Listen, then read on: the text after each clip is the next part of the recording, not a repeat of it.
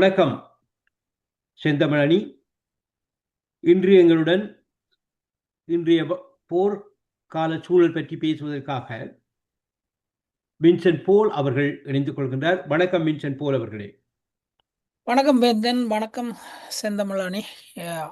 ஆமா, இன்று கிடைக்கப்பட்ட செய்திகளில் மிக முதன்மையாக பேசப்படுவது உலகின் மிகப்பெரிய எண்ணெய் கிணறு தாக்கி அளிக்கப்பட்ட பின்பு இதற்கு பதிலடி கொடுக்கப்படும் என்றவும் செய்திகள் கூறுகின்றன.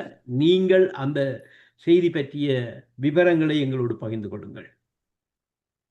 இன்னைக்கு இன்னைக்கு ஈரானுடைய நிலப்பரப்பில் இருக்கும் ஈரானும் கட்டாரும் சேர்ந்து செயல்படுத்தும் எண்ணெய் கையாளும் நிலையம். அது எண்ணெய் கிணறுன்னு இல்லை, எண்ணெயை எடுத்து கையாண்டு அது உலகத்திலேயே ஒரு பெருசு. ஃபார்ஸ் என்ற பகுதியை கண்டு ஈரானுடைய தெற்கு பகுதியை சேர்ந்தது. அதிலே தாக்குதல் நடத்தி அது பெரிய தாக்குதல், அழிவு அல்லது எரிவு எல்லாம் நடந்து கொண்டிருக்கிறது. ஆனால் ஈரான் இப்ப பாருங்க, இப்ப நோன்பு காலம், இதற்குள்ளேயே அவர்கள் ஒவ்வொரு நாளும் நோன்பு திறந்த பிறகு அல்லது அந்த நோன்பினுடைய அன்றைக்கான நாள் முடிந்த பிறகு அவர்கள் தாக்குதல்களை செய்கிறார்கள். இதுவரைக்கும் இன்றைக்கு வரைக்கும் 61வது தாக்குதல், 62வது நடந்து விட்டதா தெரியும். 62வது அலை, ஏவுகணை அலை, ட்ரோன் அலைகள் தாக்குதல் நடக்கிறது. அப்ப அதிலே ஈரானின் இராணுவ பொறுப்பாளர் அதிகாரி சொன்னார், இனி எங்களால் பொறுத்து கொள்ள முடியாது. வளைகுடா நாடுகளில் இருக்கும் எண்ணெய் கிணறுகள், எண்ணெய் உற்பத்தி நிலையங்கள், எண்ணெய் கையாளும் இடங்கள் அனைத்தும் சாம்பலாகும். அதற்கு நாங்கள் பொறுப்பல்ல. அதை விட அந்த பகுதிகளில் இருக்கும் மக்கள் வெளியேறி விட வேண்டும், அதாவது குடி மக்கள் வெளியேறி விட வேண்டும் என்ற வகையிலே சொல்லியிருக்கிறேன். இந்த பெரிய தாக்குதல் நிச்சயமாக உலகத்துக்கு பெரிய ஒரு பாதிப்பை ஏற்படுத்தும். அதே நேரம் இந்த எண்ணெய் விலையை அதிகரிக்க வேண்டும் என்கின்ற ஒரு கருத்தும் ஈரானால் முன்வைக்கப்பட்டுள்ளது. உலக அளவில் 200 அதிகரிக்க வேண்டும் என்கின்ற ஒரு கருத்து வைக்கப்படுகிறது. நீங்கள் அதை இப்பொழுது அதை பற்றி கூறுங்கள். சராசரியாக அந்த பேரல், அந்த எண்ணெய் பேரல் உண்டு, க்ரூட் ஆயில் ஒரு 60-70 இருந்தது. இப்போ 100க்கு போய் இன்றைக்கு சற்று முன்னர் 110க்கு வந்து விட்டதாக சொல்கிறது. அப்போ அங்கே ஒரு பேரல் கூடும்போது இங்கே சராசரியாக 1.70க்கெல்லாம் மற்ற இடங்களில், கனடா மாதிரி நாடுகளில் $1.70 வரைக்கும் பெட்ரோல் விலை போகிறதுக்கு வாய்ப்பு இருக்கு. அது ஈரான் அதிகரிக்கிறதுக்கு எண்ணுவது அல்ல, இந்த சூழல் அதை கொண்டு வந்து சேர்க்கும். அவருடைய செய்தியில் அது குறிப்பிடப்பட்டிருந்தது, அதைத்தான் கூறினேன். அதை விட இன்னொன்று இருக்குது.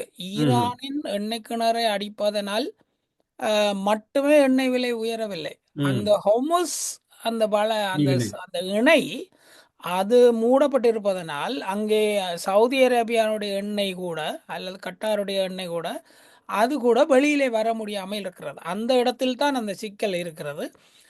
அதை விட முக்கியமானது, உலக பொருளாதார அளவிலே பார்க்க வேண்டியது, ஈரான் இப்போது வலியுறுத்த தொடங்கி இருப்பது என்னென்றால், யாராவது அமெரிக்காவோ இஸ்ரேலோ அதற்கு ஆதரவான நிலைப்பாடோ எடுக்காதவர்களுடைய கப்பல்களுக்கு நாங்கள் தடை இல்லை. இன்று அதிகமான கப்பல்கள் ஹோர்முஸ் நீரிணையில் சென்றுள்ளதாக ஒரு செய்தி இருக்கின்றது. அதுதான் சொல்ல. அதை விடவும் இன்னொரு நிபந்தனை போடுகிறார்கள். எண்ணெயை சீன காசு, அந்த என்ன சொல்றது, யுவான், ஜென், அந்த எண் வழியாக, ஜென் இல்லை யுவான், அது வழியாக நீங்கள் வாங்கினால் எங்களுக்கு தடை இல்லை, நீங்க போகலாம். ஏனென்றால் அமெரிக்கா தான் அந்த தாக்குதல் நடத்துறது. அமெரிக்காவுடைய பணத்தில் நீங்கள் வாங்கினால் அந்த பெட்ரோ டாலர் என்ற வகையில் அதுக்கு போகும். அதனால நாங்கள் விட மாட்டோம். நீங்கள் அந்த வகையில தான் அந்த ஈரானுடைய தடைகள் இருக்கின்றன. ஆனால் இன்றைக்கு இதை ஒட்டி இன்னொரு செய்தி சொல்ல வேண்டும். ரஷ்ய அதிபர் புட்டின் தன்னுடைய வணிகர்கள், பெருவணிகர்கள் அல்லது எண்ணெய் வணிகர்கள் பாதுகாப்பு தொடர்பானவர்களோடு ஒரு நேரடியான கூட்டம் வைத்திருந்தார். அதை பற்றி நேரலை வந்திருந்தது. அந்த நேரலையிலே புட்டின் திரும்பி திரும்பி பேசியது எதுவென்றால், இப்போது இருக்கும் உலக சூழலில் எண்ணெய் சார்ந்த சந்தை நிலைப்பாடுகள் மாறிக்கொண்டிருக்கின்றன.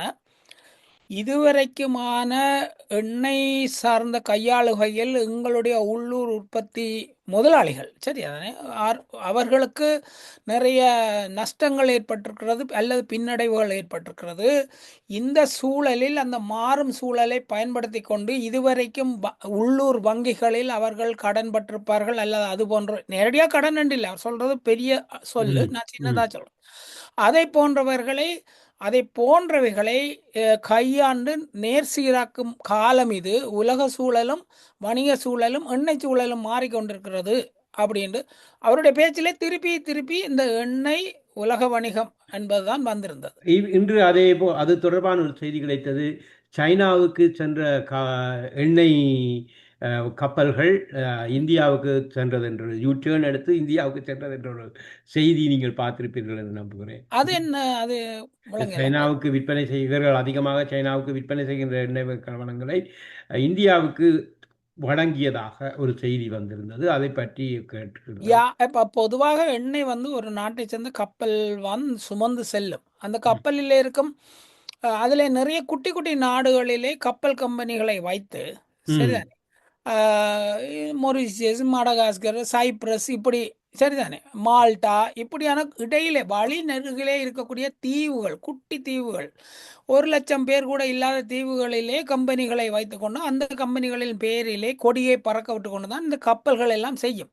இது ஒரு விதமான கப்பல் பைரசி தான், அதாவது ஒரு விதமான போலியான வணிக விளையாட்டு. அந்த நிலையெல்லாம் மாறி இப்போது ஹும்முஸ் வளைகுடாக்களால் போகணும் என்றால் ஒரு ஒரு கொடியை பறக்க விட்டு வந்தால் அது அந்த நாட்டை சேர்ந்தது, அல்லது இல்லை என்றால் இல்லை, நிறுத்த சொன்னால் நிறுத்தணும். இப்படியான நிலை தான் நடந்து கொண்டிருக்கிறது.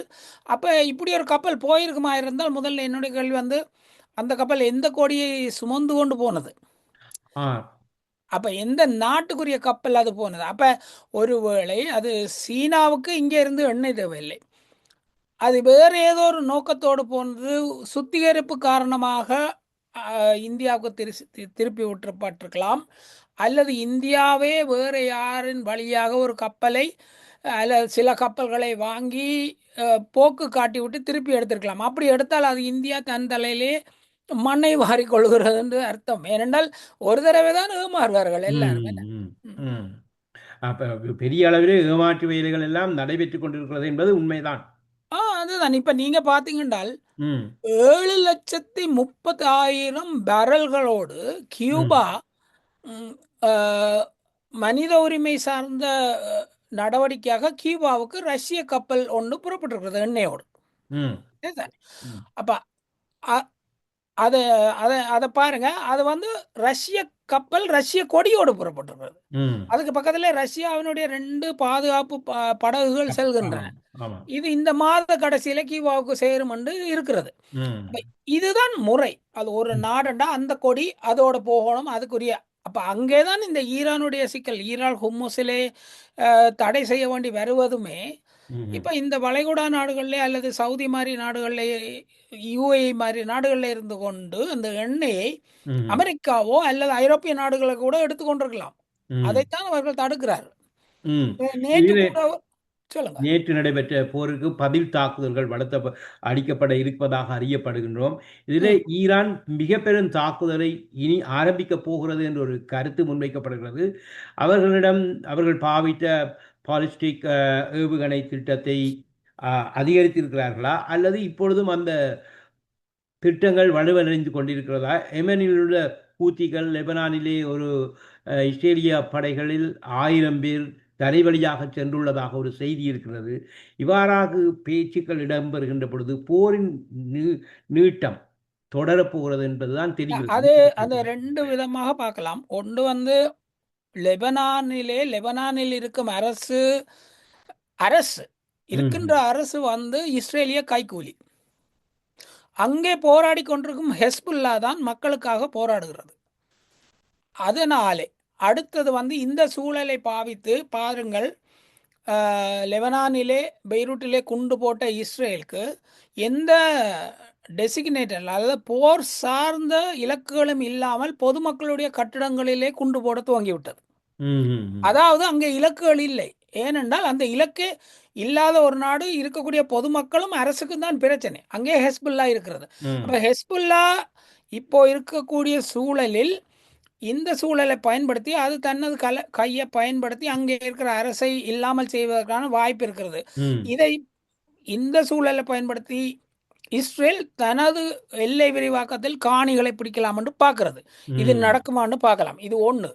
இது இதுக்கு மறுதலையாக முதல் கேட்ட கேள்வியை சொல்லுங்க உங்களுடைய. இப்பொழுது இப்ப அந்த ஆயுதங்கள் ஆயுத தயாரிப்பு அதுக்கு பலவீனம் அடைந்துள்ளதா என்ற ஒரு இல்ல கேள்வி அது இருக்கிறது வந்து அவர்களிடம். இல்ல அது அதற்கு வந்து இராணுவ பேச்சாளர் நேற்று வரைக்கும் ஈரானின் இராணுவ பேச்சாளரும் ம் அமெரிக்காவில் இருக்கும் இராணுவ ஆய்வாளர்களும் சொன்னது அதேதான். ம் 10 ஆண்டுகளுக்கு முதல் உள்ள வரைக்குமான ஆயுதங்களைத்தான் இப்போது பயன்படுத்தி கொண்டு இருக்கிறோம். ம் அப்பொழுது இந்த பாலிஸ்டிக் ஏவுகணை திட்டம் என்கின்ற ஒரு திட்டம் இருக்கிறது ஈரானிடம். ம். அந்த திட்டத்தை குறைப்பதாக ஒரு பேச்சுவார்த்தை எல்லாம் நடைபெற்றது. அதில் பெரிய முன்னேற்றம் ஏற்படவில்லை. அப்படி முன்னேற்றம் ஏற்படாது இருந்த பொழுதும் இப்பொழுது அவர்கள் பெருமளவிலே சரமாரியாக ஏவுகணைகளை தாக்கி இல்ல கொண்டிருக்கிறார்கள். அவர்கள் ஒருக்காவ 2 தான் பாலிஸ்டிக் அந்த ஏவுகணையை பார்த்திருக்கிறார்கள். அந்த ம் நடனம் சஜிஸ் அப்படி என்ற மாதிரியான ஒரு ம் பெயரிலே ம் வரக்கூடிய ஒரு ஏவுகணையை 2 தரம் பயன்படுத்தி இருக்கிறார்கள். ம் ஆனால் இவை அனைத்துமே அதுலேயுமே 1, 2 வரும் இல்லையா ஒரு ம் ஒரு ஏவுகணையிலையும். அப்போ அந்த முதல் நிலையிலே முதல் தடவம் பயன்படுத்தப்பட்டவை மட்டும் பரிசோதிக்கப்பட்டவை மட்டும்தான் பயன்படுத்தப்படுகின்றன. எல்லாமே 10 ஆண்டுகளுக்கு முன்பானவை. இந்த இடத்துல தான் அந்த சிக்கல் வருது. ம் ம் ஈரான் ஈரானுடைய இப்படி பார்க்கணும் நாங்கள். ம் ஈரான் ஒரு வகையிலே சரிஞ்ச வகையிலே இருக்கக்கூடிய நாடு. ம் ஈரானுடைய தெற்கு அதாவது தென்கிழக்கு எல்லையிலிருந்து வடமேற்கு எல்லை வரைக்கும் லேசாக வளைவாக மலைகளால் நிறைந்த ஒரு நாடு. ஆமா ஆமா அந்த நாட்டின் அந்த நீளத்துக்கு ஆங்காங்கே ஏறக்குறைய 300 இடங்களில் மிகப்பெரிய சுரங்கங்களை ம் மிக ஆழத்தில் ம் வைத்திருந்து அங்கேதான் ட்ரோன்களையும் மிசைல்களையும் வைத்திருக்கிறார்கள். ம் இது கண்கூடாக வருகிறது. அங்கே இருந்து மிசைல் வருகிறது. எங்கே மிசைல்கள் இருக்கின்றன என்று யாருக்கும் தெரியவில்லை. நிலத்துக்குள் இருந்து ஒரு வட்டம் திறக்கிறது. அதன் வழியாக மிசைல் வெளியே வருகிறது. அது ஒரு ஆயுதத்தை பொறுத்தவரைக்கு அமெரிக்காவினுடைய அல்லது இஸ்ரேலை விட்டுவிடும். இஸ்ரேலுடைய ஒன்றும் எல்லாமே முடிந்த நிலை தான். ஒரு 30 விழுக்காடு இருக்கிறதா தெரியலை. அமெரிக்காவை பொறுத்தவரைக்கு அமெரிக்காவுமே பேட்ரியோட் போன்றவையோ அல்லது ஹைமாஸ் போன்றவையோ ஒன்றுமே வந்து அளவு வந்து ஒரு 40 விழுக்காட்டுக்கு குறைவாக தான் இருக்கும் என்று அவர்கள் ம் பயன்படுத்தி விட்டார்கள். இப்போ இருக்கிற ம் நிலைமையிலே அமெரிக்கா வேறு வகையிலே எங்கேயாவது சிக்கலுக்குள்ளானால் இன்னொரு நாட்டோட சிக்கலுக்குள்ளானால் அவர்களுக்கான உற்பத்தி வேகம் இந்த இந்த ம் மாதிரியான ஏவுகணைகளை உற்பத்தி செய்யும் வேகம் இல்லை, தாக்குப்பிடிக்க முடியாது. ஆனால் ம் இங்கே ஈரானை பொறுத்தவரைக்கு அது நிறையவே இருப்பில் கை வச்சிருக்கிறது. கையிருப்பில் வைத்திருக்கிறது. இப்போ மற்றது இன்னொன்று சொல்லணும். இது நோன்பு காலம். நோன்பு இன்னும் 3 நாள்களில் நிறைவாகிறது. ம் ம் சரிதானே?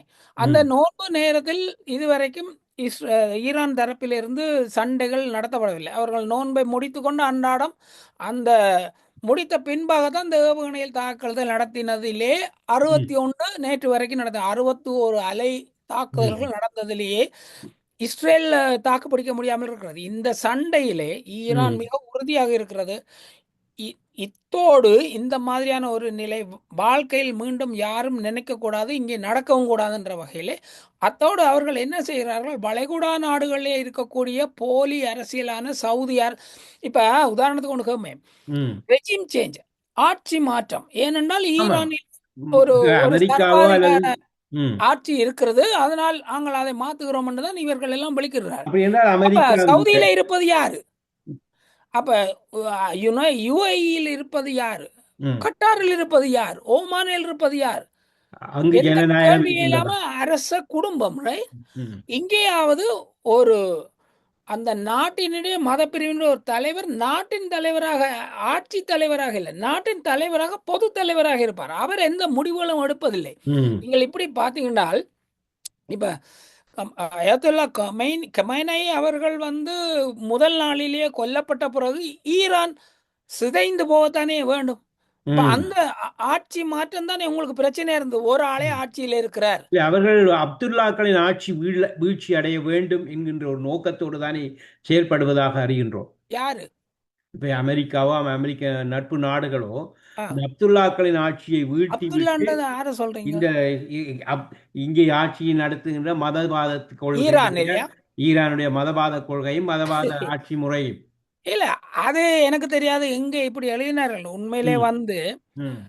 ஈரான் அவர்கள் வந்து தொடர்ந்து ஒரே ஆட்சி தானே. அவர் அய்துல்லா கொமேனி அவர்கள் தானே அதிபராகவும் தலைவராகவும் இருந்து கொண்டே இல்ல, இருக்கிறார்கள். அதான். அதாவது கமேனி என்பது வந்து ஒரு மதத் தலைவர். அவர் வந்து சும்மா ஒரு ஒரு சிறிய கோயில்லே பூசாரியாக இருந்து கொண்டு வருபவர் இல்ல. அவர் மிக ஆழ்ந்த படிப்பு பின்புலங்களோடு பல விஷயங்களை முன்வைத்து அதை ஒரு பெரிய குழு இருந்து ஆய்ந்து அதன் வழியாக தெரிவு செய்யப்பட்ட ஒருவர். ம், அவரும் நேரடியாக வருவதில்லை. அவரை, அதாவது ஒரு ஒரு இடைவெளி வரும்போது, ஒரு தலைமைக்கு, அந்த மத தலைமைக்கு இடைவெளி வரும்போது, அங்கே ஒரு குழு இருந்து 3, 4 பேரை முன்வைத்து தெரிவு செய்யும்.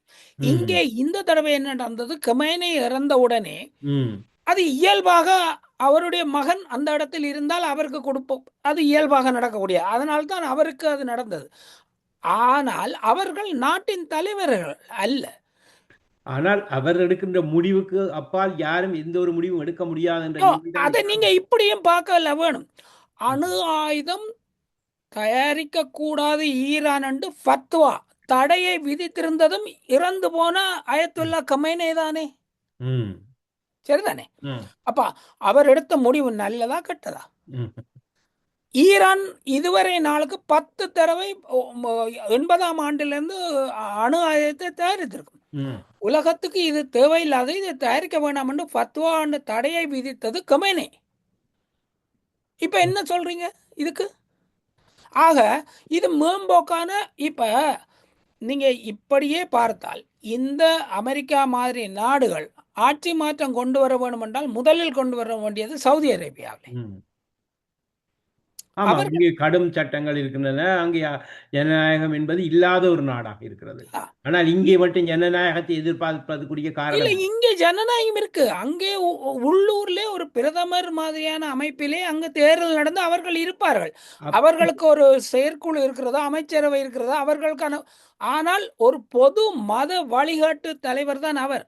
ம், அவர் வந்து நேரடியான எந்த ஆட்சி அதிகாரத்திலும் இருப்பதில்லை. அப்படி இருந்தால் என்னுடைய ம், கேள்வி என்னென்றால், அவரை அமெரிக்கா எடுத்த எடுத்த உடனே இஸ்ரேலோடு சேர்ந்து முதலாவது நாளே கொன்ற உடனே ஈரான் நிலை குலைந்து சிதைந்திருக்க வேண்டும் இல்லவா? ம். சரி. அப்படி என்றால் அமெரிக்காவும் கூட்டாளி நாடுகளும் அல்லது நட்பு நாடுகளும் எதை எதிர்பார்த்து இந்த போரை தொடங்கி இருக்கிறது? இதில் முக்கியமாக நாங்கள் முதலில் ஏற்கனவே கதைத்திருக்கிறோம், பேசியிருக்கின்றோம். இஸ்ரேல் அமெரிக்காவை பயன்படுத்தி தனக்கான இருப்பை வளர்த்துக் கொள்ள முயற்சிக்கிறது என்று. ஆனால் இன்று போர் ஒரு விதம் வேறு ஒரு திசையை நோக்கி செல்கிறது. அதைத்தான் கேட்கிறோம். அதாவது ட்ரம்ப் வந்து நெத்தனியாவோடு சேர்ந்து ஆப்பை இழுத்து விட்டார். ம், ஐயா, அவர்கள் நெத்தனியாகு சொல்வதை கேட்டார். ம், கேட்பதற்குரிய சூழலை நெத்தனியாகவும் இஸ்ரேலும் உருவாக்கின. ம், நேரடியாக சொன்னால் பின்னணியில் எப்ஸ்டைன் ஃபைல்கள் இருக்கின்றன. ம், ஆனால் இது ஒரு படித்தான பார்வை மட்டும் அல்ல. ம், இப்ப ஒன்றனுக்கும் ஒரு ஒரு ஒரு படிமுறை. இந்த போர் வரப்போறதுன்றை தெரிந்து கொண்டே நிறைய வேலைகள் நடந்திருக்கின்றன. ம், ட்ரம்புடைய மகன் சரியா $30 மில்லியன் ஒரு ஒரு எண்ணெய் பங்கு நிறுவனத்தில் முதலீடு செய்திருக்கிறார். ம், அதற்கு 3வது நாளே போர் தொடங்கப்பட்டு விட்டது. ம், இது ஒன்று. ஒரு ஆண்டுக்கு முதலே ட்ரம்பினுடைய மகன் ஒரு அது ஒரு பேரே வேடிக்கையா இருக்கும். ஒரு ஒரு ஒரு ஜஸ்ட் லைக் தட் ஆயுத கம்பெனி என்ற மாதிரி ஒரு கம்பெனி. அந்த ம். கம்பெனி வந்து ட்ரம்பினுடைய மகன் அவர் துவங்கின கம்பெனி என்ன தயாரிக்க துவங்கின என்றால் ட்ரோன்கள் தயாரிப்பதற்கான பங்கு முதலீடு செய்தது. இப்ப அப்படி என்றால் இது தனிப்பட்ட வணிகமும் தனிப்பட்ட நோக்கமும் தான் இந்த டொனால்ட் ட்ரம்ப்பை இந்த போருக்குள் இழுத்து விட்டது என்று பார்க்கலாம். டொனால்ட் ட்ரம்ப் வந்து எனக்கு ஒரு பிரச்சனையும் இல்லை. அமெரிக்காவில் டொனால்ட் ட்ரம்ப் வந்து நடந்து கொள்ளும் வகையும் பேசும் வகையும் எல்லாம் கொஞ்சம் முட்டாள்தனமாக இருக்குது. இதை சொல்வதில் எனக்கு என்ன பிரச்சனை? ம், அப்ப அப்படி இருக்கும்போது அவர் ஒரு வணிகர், ஒரு ரியல் எஸ்டேட் வணிகர். அந்த எண்ணத்திலே நின்று கொண்டு ஒரு பணக்காரருடைய பிள்ளையாக வளர்ந்தவர். அந்த எண்ணத்திலே நின்று கொண்டு இந்த அணுகுமுறைகளை செய்கிறார். மாற்றி மாற்றி ஒரே ஒரு நேர்காணலில் ம், 3 நிமிடத்துக்குள் மாற்றி மாற்றி மாற்றி பேசுகிறார். 1 இல்ல 2 இல்ல, பல இடங்களில். ஒரு செய்தியாளர் சந்திப்பில் ஒரு 3, 2 நிமிடங்களுக்குள்ள ஒரே விஷயத்தையே மாற்றி சொல்லலாம். ஒரு நேட்டோவை பற்றி சொல்றேன். எனக்கு நேட்டோ உதவி தேவையில்லை. இப்பொழுது நாங்கள் தேவையில்லை என்கிறார். பலமானவர். ஆனால் ஆனால் உதவி கேட்டிருக்கிறார். அவர்கள் உதவி செய்யவில்லை. ம், அதனால் நான் இனி நேட்டோடு போக மாட்டேன். இதெல்லாம் ஒரு 3 நிமிஷத்துக்குள்ள வந்த ஒரு ம், நேர்காணல் இல்ல, ஒரு ம், செய்தியாளர் சந்திப்பு. ம், அப்ப இப்படிப்பட்ட ஒரு டொனால்ட் ட்ரம்ப். ம், அதுக்கு அடுத்து நாங்கள் வெளிப்படையாக உணர்ந்து கொள்ள வேண்டியது, இந்த ஜியோனிஸ்ட் லாபி என்றது யூத ஜியோனிஸ்டுகள் அமெரிக்காவிலே முழுவதும் காங்கிரஸையும் வாங்கி, அரசியல் தலைவர்களையும் வாங்கி, அங்கே இருக்கக்கூடிய தொழில் முனைவோர்கள் அவர்களாகவே இருந்து கொண்டு இருக்கிறார்கள். இதிலே ம், ம், இதிலே கடந்த காலத்து இந்த எப்ஸ்டைன் ஃபைல்னு சொல்லுகிறோம்ல, இந்த ம். நிறைய பேருக்கு எப்ஸ்டைன் ஃபைல்ன்றா என்னன்னே தெரியல. அது ஆமா. உண்மை தெரியாது. கேட்டேன், ம், நான் நிறைய பேர் கேட்டேன். அதாவது வந்து ம், ஜெஃப்ரி எப்ஸ்டைன் என்ற ஒருவர் ஒரு ம். 25 ஆண்டு காலமாக அமெரிக்க ஆ, ஏன் உலகளாவிய, ஏன் நோர்வேயினுடைய பிரதமருடைய மகன், நோர்வேயுடைய ராணியுடைய மகன், ராணி அப்ப லண்டன் என்ன லண்டன். பிரின்ஸ், லண்டன் சார்லஸுடைய தம்பி, ம். இப்படிட்டு அரசியல் தலைவர்களையும் உலகத் தலைவர்களையும் அல்லது பணக்காரர்களையும் தன்னுடைய அதுக்குள் வலையிலே, மோடியினுடைய ஒரு படமும் வந்திருப்பதாக ஒரு செய்தி. நான் அந்த அதாவது அது வந்து ஒரு 12,000 13,000 கிகாபைட் உள்ள பயங்கரமான பெரிய இதில் போய் தேடி ம், பார்க்க எனக்கு ம், முடியாது, அவர் ம், வந்தாரோ இல்லையோ. ஆனால் அடிப்படையில் எப்ஸ்டெயின் என்றவர் ஒரு இஸ்ரேலிய உளவாளி. அவர் மறைமுகமாக செயல்பட்டு பணக்காரர்களையும் அரசியல்வாதிகளையும் உலக அளவிலே வலையில் வீழ்த்தி, என்ன வலையில் என்றால் பாலியல் வலையில் வீழ்த்தி, அவர்களை சிறுமிகளை சீரழிக்கும் வலையிலே வீழ்த்தி, அதை படமாக்கி அவற்றை ஆவணமாக்கி வைத்திருந்தார். அவரை கைது செய்தார்கள், அவர் சிறையில் செத்து விட்டார். அந்த ஆவணங்கள் தான் இன்று பேசுகின்றன. இந்த ஆவணங்களில் ட்ரம்பினுடைய படங்கள் வந்திருக்கின்றன, அது ஆணித்தரமாக உள்ளது. இந்த ஆவணங்கள் அனைத்தும் பலவேறு ஹேக்கர்ஸ் குரூப்புகளால் எடுத்து ம். கையிலே ஆமா. வைக்கப்பட்டிருக்கின்றன. ம், இப்போ உதாரணத்துக்கு சொன்னால், கடந்த காலத்திலே வேக்சினை பற்றி பேசினால் பிரச்சனை. ஆனால் நெதர்லாந்திலே பில்கேட்டுக்கு எதிராக, ஃபவுசிக்கு எதிராக, இந்த வேக்சினை செய்த அந்த வேர்ல்ட் ஹெல்த் ஆர்கனைசேஷனோட அந்த ஆளுக்கு எதிராக, எல்லாருக்கும் எதிராகவும் வழக்கு நடக்கிறது. ம், வழக்கிலே இந்த வேக்சின் வந்து முறைகேடாக செய்யப்பட்ட, மனித குலத்துக்கு எதிரான, மனிதத்துக்கு கேடு விளைக்கக்கூடியது என்ற அளவுக்கு தீர்ப்பு வரவில்லை. ஆனால் விசாரணைகள் வெளிவந்து கொண்டிருக்கின்றன. ம், இதை போலதான் எப்ஸ்டைன் ஃபைல் காமாந்தர்கள், சாதாரண பெண் பித்தர்கள் அல்ல, சிறுமிகளை சீரழிப்பவர்களுடைய கும்பல். இதிலே ஒரு ஆள் ரொனால்ட், என்ன சொல்ற, டொனால்ட் ட்ரம்ப். ட்ரம்ப். ட்ரம்ப். அப்ப அவருக்கு இங்கே தப்பிக்க வேண்டிய தேவை இருக்கிறது. அந்த ம், நேரத்தில் இந்த போரை நீ துவக்கு. ஏனென்றால் இஸ்ரேலுடைய கையால் தான் அவர் அந்த ம், ஃபைல். ம், இந்த நேரத்திலே அவர் அதை துவக்கி போட்டு இப்போ முழிச்சு கொண்டிருக்கிறார். இதில் பல பக்கங்கள் இருக்கின்றன. ஆனால் நாங்கள் பேசிக்கொண்டிருப்பது போரினுடைய விளைவு என்ன என்பதுதான். ம், இதிலே ஈரான் உண்மையிலேயே ஒரு புனித போரை நடத்தி கொண்டிருக்கிறதுன்னு நான் சொல்வேன். ம், இந்த போரை ஈரான் இப்படியே செய்வதன் வழியாக என்ன நடக்க போகிறது என்றால், 1975 70களில் இருந்து ம், டாலர் அதிகாரத்தில் அமெரிக்கா தன்னை வளர்த்து கொண்டது. இந்த டாலரினுடைய, அந்த அமெரிக்க டாலருக்கான அதிகாரத்தின் அந்த அந்த கையோங்கிய நிலையை ஈரான் படிப்படியாக ஒவ்வொரு நாளும் ஒவ்வொரு அலை ஏவுகணைகளின் வழியாகவும் சிதைத்து கொண்டிருக்கிறது. ம். கண் முன்னே நடக்கிறது. இதைத்தான் பார்க்கிறோம். நேற்றைய நிலையின்படி 39 ட்ரில்லியன் டாலர்கள் அமெரிக்காவினுடைய கடன். கடன்.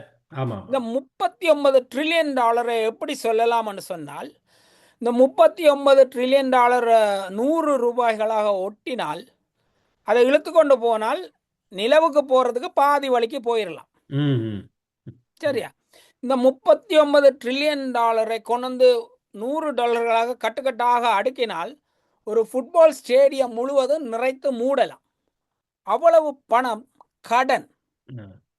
அது உலகிலேயே அதிக கடன் உள்ள நாடு அமெரிக்கா என்பது உலகத்துக்கு தெரிந்த ஒரு விடயம்தான். அப்ப இந்த கடனை நீங்க பார்த்தால் எந்த பொறுப்பும் இல்லாமல் இந்த பணத்தை அச்சிட்டு அச்சிட்டு உலகம் முழுக்க விநியோகித்து அதை வந்து மற்றவர்கள் வணிகம் செய்யும் போது அதற்கு கமிஷனாக தனக்குள்ள கமிஷன் என்ற வகையிலே பெற்று அதை நான் ஒரு பணக்கார நாடு என்று உலகத்துக்கு காட்டி கொண்டு இருக்கக்கூடிய அமெரிக்காவுக்கு, குறிப்பாக அதிலே முக்கியமான வணிக பொருள் பெட்ரோல், அந்த பெட்ரோலுக்கு கமிஷன், அதாவது பெட்ரோல் கையாளுத நீங்கள் வாங்கினா நான் டாலரில் தரவணும், நீங்களும் டாலரில் வாங்கணும்.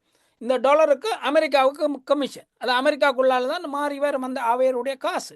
ம், அதிலே அவர்கள் குளிர்காந்து கொண்டாங்க. இன்றைக்கு அதை மாற்றி ஈரான் சீனாவுடைய இது யுவாங்கிலேயே நீங்கள் வணிகம் செய்ய வேண்டும் என்ற நிலைக்கு கொண்டு வந்தால் ம். கொண்டு வருகிறது, அந்த கோரிக்கையை வைத்திருக்கிறது. என்ன நடக்கிறது கண்ணுக்கு முன்னால்? அமெரிக்க சாம்ராஜ்யம் ஆல்ரெடி சேர்ந்து விட்டது, இப்போது விழுந்து கொண்டிருக்கிறது. விழுந்து கொண்டிருக்கிறது. இதே நேரம் இன்னும் ஒரு முக்கியமான விடயம், இப்பொழுது வளைகுடா நாடுகளிலே ஈரான் மிக பெரிய நீண்ட கடற்கரையை கொண்ட நாடு. அதே நேரம் அந்த ஹார்முஸ் நீரிணையூடாக போக்குவரத்து செய்யும் இடத்து தான் உலகத்தில் நீர் எண்ணெய் வள பாவனை பொருளாதார வளர்ச்சி என்பன முக்கியமாக நடைபெறும் என்பது உண்மையான ஒன்று. ஆனால் இந்த வரப்போகின்ற நாட்களில் அமெரிக்காவின் பங்களிப்பு எந்த அளவுக்கு இருக்க போகிறது? நிறைவாக இந்த நிகழ்ச்சியை நிறைவு செய்கின்ற அமெரிக்காவின் பங்களிப்பு எதில் அமெரிக்காவினுடைய போர், இந்த போரிலே அமெரிக்காவின் நிலை எவ்வாறு இருக்க போகிறது? இப்படி ஈரானுடைய தாக்குதல் அதிகரிக்கும் என எதிர்பார்க்கப்படுகிறது. இன்றைய கடைசியாக வந்த செய்தியிலே கூறியிருக்கிறார்கள், இனித்தான் எங்களுடைய முழுமையான பலமும் காட்டப்படும் என்று. யாரு சொன்னார்? இந்த இல்ல ஈரான் செய்தி. ஈரான் இன்னும் அதான் சொன்னேன், 10 ஆண்டுகளுக்கு முன்புடைய தரமுடைய ஏவணைகளை தான் அவர்கள் ஏவிக்கொண்டிருக்கிறார்கள். நோன்பு இன்னும் 2 நாள்ல முடிகிறது. அதற்கு பிறகுதான் முழுமையான போர் இருக்கும். ஈரானுடைய முழுமையான போரை அதற்கு பிறகுதான் பார்க்க போறீர்கள். அமெரிக்காவுடைய நிலைமையை சொன்னால் 3 பெரிய கப்பல்களை வைத்துக்கொண்டு உலகம் முழுவதும் போவது. லிங்கன், ஃபோர்டு, இப்ப அங்கிருந்து இன்னொன்று வருது, ஜப்பான்ல இருந்து வேகமாக வந்து கொண்டிருக்கிறது. ஏனென்றால் லிங்கன் ஃபோர்டு தீப்பிடித்து கொண்டு போய் கிரேக்கத்திலே கட்டி விட்டார்கள். கப்பல் செயல்பட முடியாது. லிங்கன் முதலும் அடி வாங்கி இருக்கிறது, ஆனா அதுவும் தீப்பிடித்ததுன்னு சொன்னார்கள். செயல்பாட்டு நிலை இல்லை. இந்த மாதிரியான ஒரு கருத்து இருக்கிறது. ஆனா அந்த கப்பல்கள் செயல்படவில்லையே. அதை விட வெளியில் தெரியவில்லை. இந்த மாதிரியான கப்பல்களில் இருந்து கொண்டு விமானத்தில் போய் பக்கத்தில் இருக்கக்கூடிய நாடு கடல் வழியாக போய் அந்த நாடுகளிலே குண்டுகளாக வீசிவிட்டு 10 நாள் 15 நாளுக்கிடையே திரும்பி விடுவதுதான் அமெரிக்காவுடைய வழக்கம். இதுதான் அவருடைய போர் முறை. அமெரிக்காவுடைய இராணுவம் கிடையாது. ஆமாம், இந்த நிகழ்ச்சியின் நிறைவுக்கு பொழுதுக்குள் வந்திருக்கிறோம். முக்கியமான கேள்வி, அடுத்ததாக கியூபா என்று சொல்லி இருக்கிறார். நீங்கள் அதை எப்படி பார்க்கிறீர்கள்? சுருக்கமாக பார்ப்போம், அல்லது அடுத்த ஒரு நிகழ்ச்சியில் அதை பற்றி இல்லை பார்க்கலாம். அவரால் ஒன்றுமே செய்ய முடியாது. கியூபாவின் மக்கள் ஒன்றுபட்டு தான் நிற்கிறார்கள். கியூபாவுக்கு இன்றைக்கு ஏறக்குறைய 400 பேர் உலகம் முழுவதும் இருந்து மிகப்பெரிய பொதிகளுடன் தாங்களே தனித்தனியாக சுமந்து கொண்டு விமானங்களிலே நிவாரணப் பொருட்களோடு தனியாள்களாக போய் இறங்கியிருக்கிறார்கள். ஏற்கனவே சொல்லியிருக்கிறேன், 7,30,000 எண்ணெய் பரல்களோடு ரஷ்யாவுடைய கப்பல் வந்து கொண்டிருக்கிறது. சீனாவுடைய சோலார் பேனல்களை தொடர்ந்து கியூபா நிறுவி கொண்டிருக்கிறது. உலகத்திலே கனடாவும் உதவி செய்திருக்கிறது. கனடாவுக்கு ஒரு வகையில உறவுக்கார நாடு தானே, சொந்தக்கார நாடு தானே. அப்ப ஏனென்று விளங்குதான் சொல்லவா வேண்டாம். அப்ப இல்ல அது ஒரு வதந்தி இருக்கிறது இல்ல. ஜஸ்டின் ட்ரூடோ அது பழைய கதை. அப்ப சரி, அப்ப பேனல்கள் நிறைவுபடுத்தணும். 29, அதாவது பவர் கிரிட், அதாவது இந்த மின்சார ஓட்டம் குலைந்து போனது கியூபாவிலே. எங்கே ஒரு நாட்டில் மின்சார ஓட்டம் முழுமையாக குலைந்து போனால் அதன் பாய்ச்சல்கள் இல்லாமல் திசை மாறி அதை சீர்படுத்துவதற்கு சில சமயம் வார கணக்கில் ஆகிவிடும்.